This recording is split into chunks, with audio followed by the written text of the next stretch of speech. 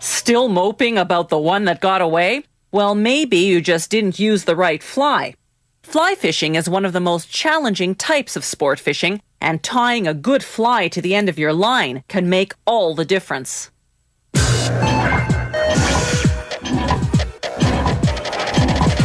In about 300 AD, people began decorating their fishing hooks to mimic insects and small fish.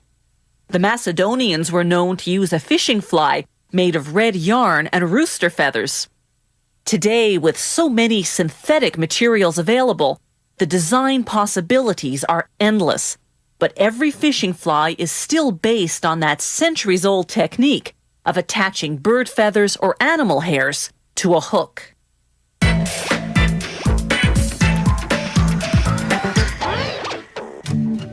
The whole idea is to trick the fish. The fly imitates an aquatic insect or tiny fish, something the fish you're trying to catch likes to eat.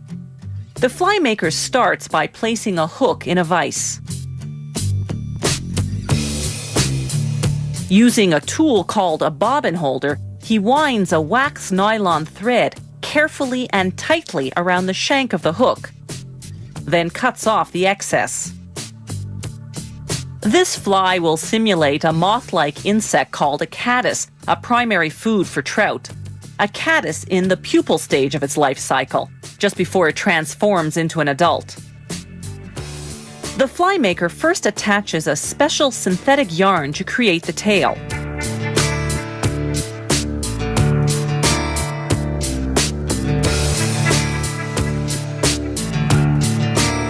He secures it along the middle of the hook.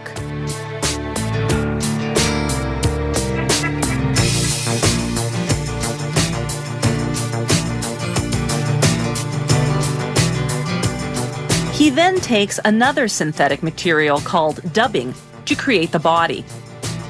He spins the dubbing between his fingers onto the thread. The wax on the thread helps it adhere.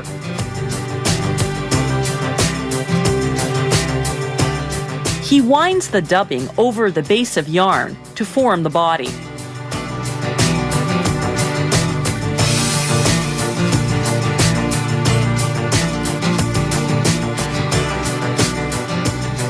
Then he folds some yarn over the dubbing and attaches it with more nylon thread.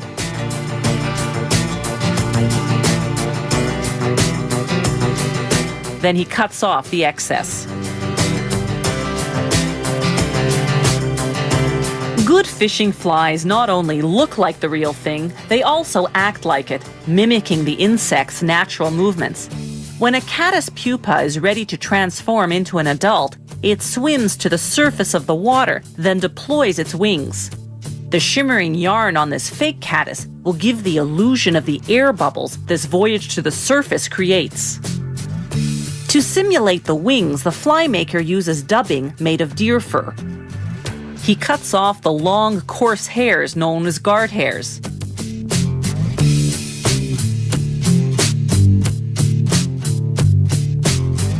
Then places them into a device called a hair stacker. He shakes it, turns it to the side, then opens it up. All the hairs are now evenly aligned.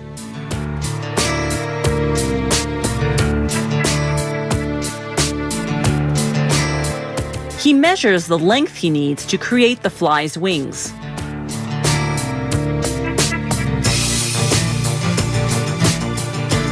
Then he attaches it, leaving a portion sticking out in the front to form the insect's head. Next, he uses a tool called a whip finisher to tie a sturdy knot made of several loops.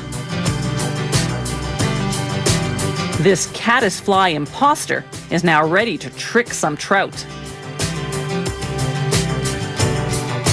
There are thousands of styles of flies. You choose which to use according to what the fish are feeding on at the moment.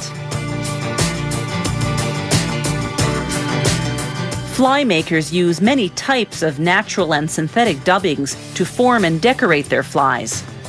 Feathers, animal hairs, metals, and plastics often dyed brilliant colors.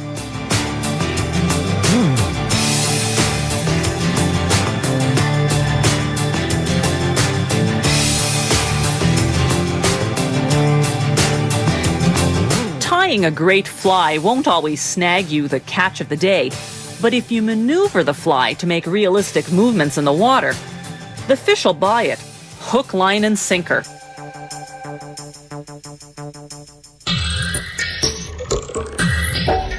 If you have any comments about the show, or if you'd like to suggest topics for future shows, drop us a line at www.howitismade.net.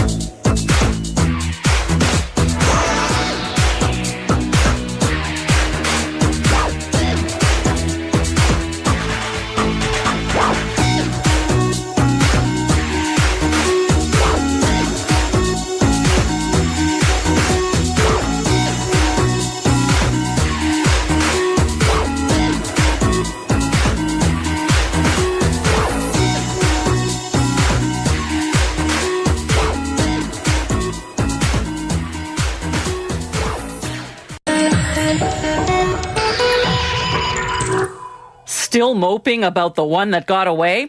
Well, maybe you just didn't use the right fly. Fly fishing is one of the most challenging types of sport fishing, and tying a good fly to the end of your line can make all the difference.